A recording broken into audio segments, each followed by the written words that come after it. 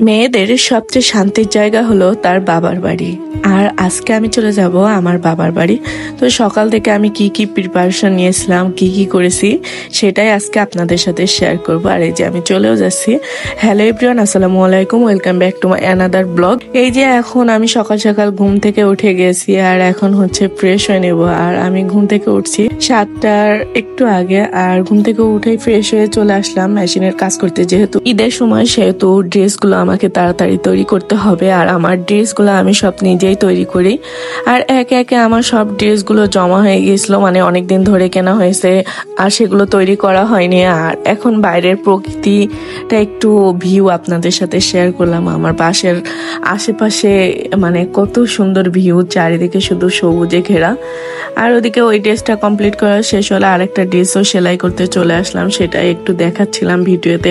আসলে নিজের ড্রেস যদি নিজে তৈরি করা হয়, তার ভিতরে একটা অন্যরকম আনন্দ পাওয়া যায়।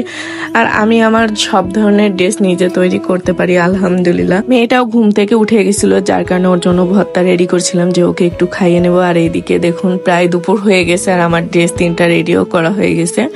তারপরে চলে আসলাম একটু চুলের কাটিং করতে, যেহেতু আগের একটা ব্লগে শেয়ার করেছি।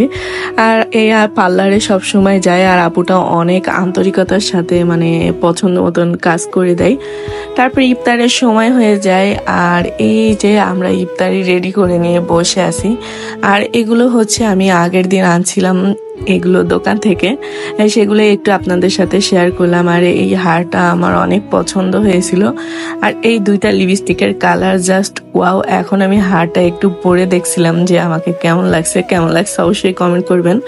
আর অনেক দিন ধরে জামা কাপড় বার করতে করতে আলমারিটা এলোমেলো হয়ে গিয়েছিল, আর সেজন্য ভাবলাম যে আজকে যেহেতু ঈদও চলে আসছে আর একটু সময় পেয়েছি, সবকিছু রেডি করি। আর রেডি করা শেষ করে আমরা চলে যাচ্ছি আব্বুদের বাসায়। এটা হচ্ছে পরের দিনের ব্লগ। আর আমাদের এই রোডটা জাস্ট এত সুন্দর, কি বলবো।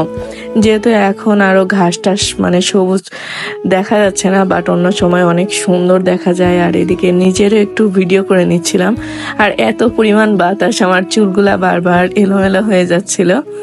আর বাসায় এসে চলে দেখি যে আমার একটা বোন দেখুন শৈশবের স্মৃতি মনে করিয়ে দিল। আর আমাদের বাসায় নতুন একটা সদস্য আসায় এই যে এখানে একটা গরু জবাই করেছিল, বাট অবস্থা দেখুন খুব করুণ। আর এদিকে সবকিছু রেডি করে চলে আসলাম আব্বুদের জন্য ইফতারি রেডি করতে। আর আব্বুরা সবসময় বলে তোমার হাতের ইফতারি আমাদের অনেক পছন্দ, আর আমি চেষ্টা করি সেটা করতে। আমি এখানে একটু বেগুনি আর পেঁয়াজি তৈরি করছিলাম, আসলে অনেক মজা লাগে এগুলা। আর এখন চলে গেলাম রুমে। এই ছিল আজকের ব্লগ। কেমন লাগলো অবশ্যই কমেন্ট করবেন। দেখা হবে নেক্সট কোনো ব্লগে।